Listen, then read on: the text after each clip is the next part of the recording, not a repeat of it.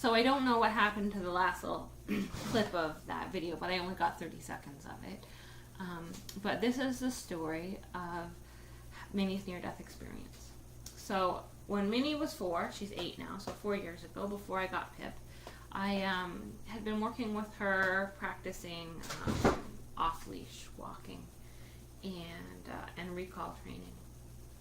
I went down to the park, and there were 2 of her little friends. They were Boston Terrier mixes down there playing in the park, and they were off-leash running in circles chasing each other.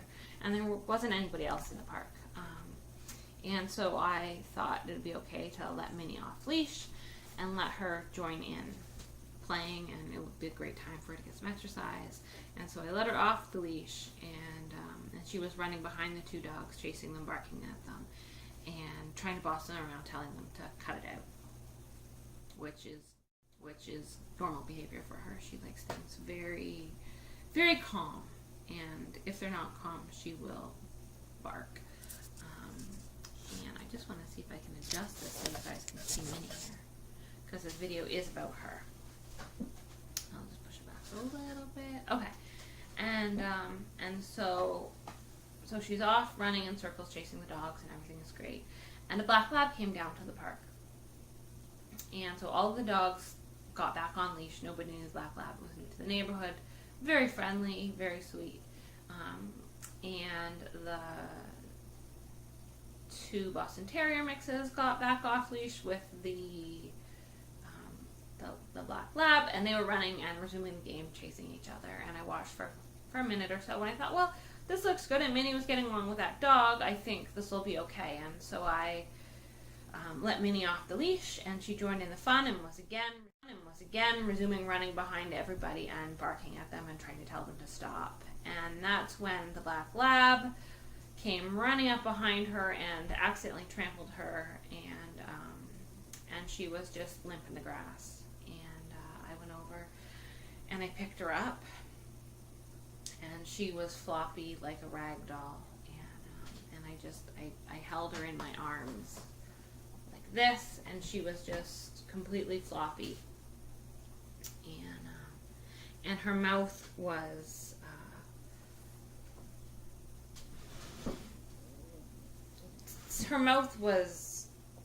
open and just kind of stuck open, but the rest of her was completely floppy, and her jaw was locked, and her eyes were closed. And so when I picked her up, I wasn't sure if maybe she had a broken neck, or what was going to be wrong with her.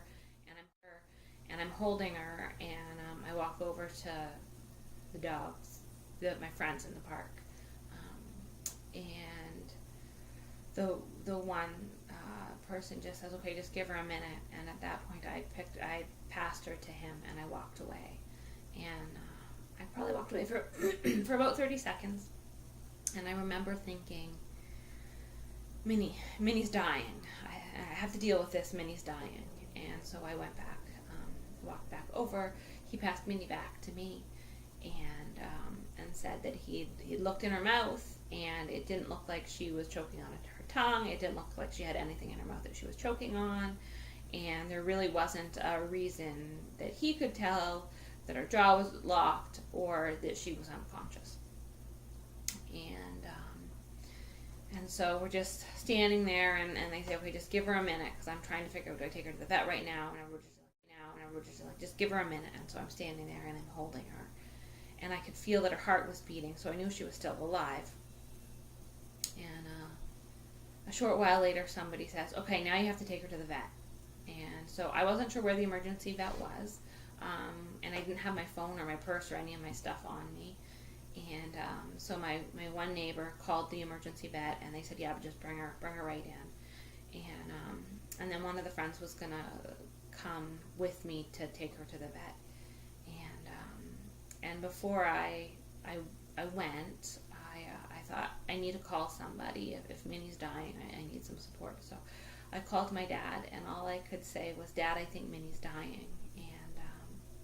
And he said, okay, I'll be there in a minute. And he rushed over to my house, and that's not what I had originally wanted. I wanted him to meet me at the vet, but it was the best thing that could have happened, because because that forced me to sit down in the park and wait for him to get there. And so I sat down in the grass and had Minnie in my arms just like this, and it gave me a minute to look down at her. And I looked down at her, and because her mouth was locked open, I could see her tongue, and her tongue had started to turn this bluey gray color. And all of my CPR first aid training had me realizing that this is when people die. They go blue and then they die, and unless she got oxygen, she was going to die. And so instinctively, I took my hand and I wrapped it around her little snout like that, and I gave her 3 little breaths like that. The first breath, I felt her stomach rise, and I went, oh crap, small baby breaths. And I gave her 2 more little breaths, and then all of a sudden her eyes popped open and she was moving, and it was great. And then my dad got to the park, and I explained what happened, and we rushed her to the vet. And on the way to the vet, she threw up multiple times all over me. And so, just like in regular human first aid CPR courses, they tell you that after you do CPR to somebody, or sometimes while you're doing CPR, sometimes they throw up. And so Minnie threw up all over me, and so I assume that is actually true. And when we got to the vet, they actually thought Minnie was hit by a car, because when we called, we had said she got hit by a black lab, and somehow there was a mix-up, and they thought that she got hit by some sort of black car. So she was in great shape from what they were expecting, and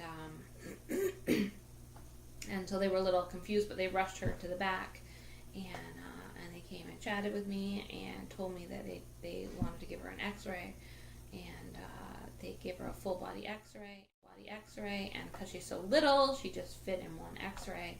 If I can find the x-ray, I will stick it in this video. And so the x-ray just showed that she had some air in her stomach, which probably would have been from me doing mouth to mouth.